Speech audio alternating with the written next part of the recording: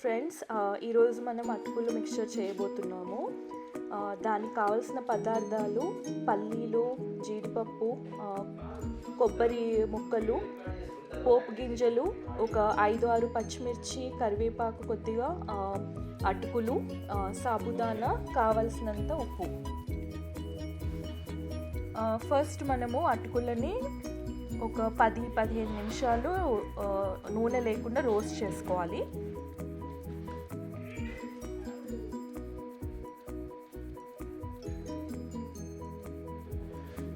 So నేను ఇక్కడ కొంచెం చిన్న గిన్నె తీసుకున్నాను, కాకపోతే మీరు కొంచెం వెడల్పాటి గిన్నె తీసుకుంటే మీకు ఈజీగా ఉంటుంది. తర్వాత కొద్దిగా నూనె వేసుకొని అందులో మనం సాబుదానా వేసుకొని కొద్దిగా ఫ్రై చేసుకోవాలి.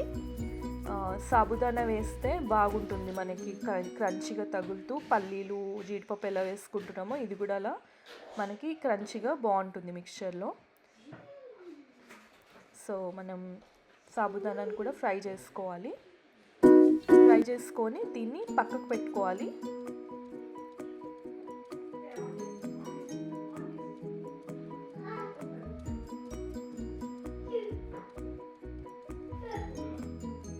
సో ఇలా ఉండాలన్నట్టు, సాబుదానా ఫ్రై చేసినప్పుడు ఇలా గుల్లగా అలా రావాలి.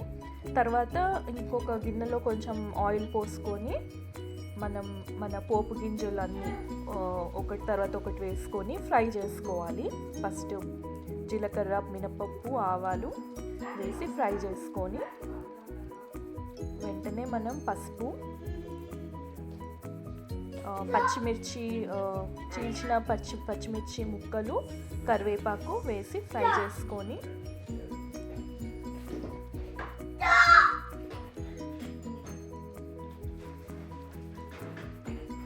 కావాలంటే అందులో మనం అల్లం వెల్లుల్లి పేస్ట్ కూడా వేసుకోవచ్చు. నేను ఇప్పుడు ఇందులో వేయలేదు.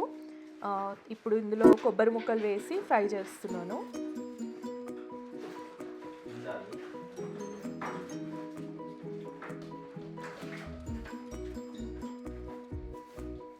చాలా easy and quick recipe and మా ఫ్రెండ్ చెప్తుంది ఇది చాలా ఈజీ అండ్ క్విక్ రెసిపీ అని. అది నిజమే. ఇప్పుడు నేను ఇందులో పల్లీలు వేస్తున్నాను. పల్లీలు కూడా వేసి ఫ్రై చేసుకోవాలి. యాక్చువల్లీ ఇది చాలా ఈజీ రెసిపీ, ఎవరైనా చేసుకోవచ్చు. దివాళీకి ఇలాంటి ఈజీ రెసిపీస్ చేసుకుంటే బాగుంటుంది, మనం స్నాక్ లాగా తినొచ్చు. ఇది ఒక 6 to 7 months మనము ఎయిర్ టైట్ కంటైనర్లో వేసుకుంటే స్టోర్ చేసుకోవచ్చు కూడా.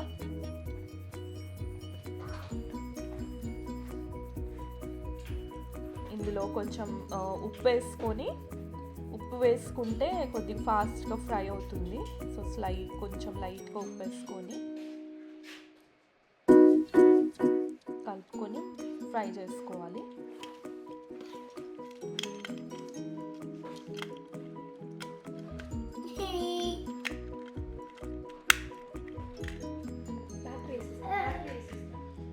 ఇప్పుడు ఇందులో మనం నెక్స్ట్ జీడిపప్పులు వేసుకొని ఫ్రై చేసుకోవాలి. జీడిపప్పులు మనం స్టార్టింగ్లోనే వేస్తే అవి తొందరగా మాడిపోయే అవకాశం ఉంది. సో మనం పల్లీలు ఫ్రై అయిన తర్వాత జీడిపప్పులు వేసుకుంటే బాగుంటుంది.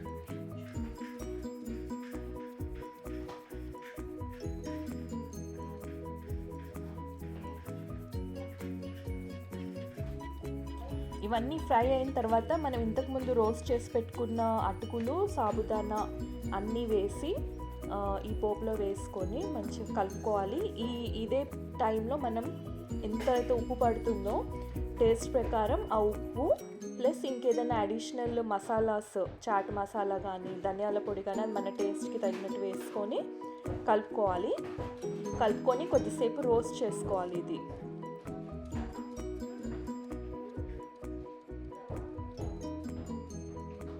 ఇక్కడ నేను టేస్ట్ తగినట్టు సాల్ట్ వేసుకుంటున్నాను.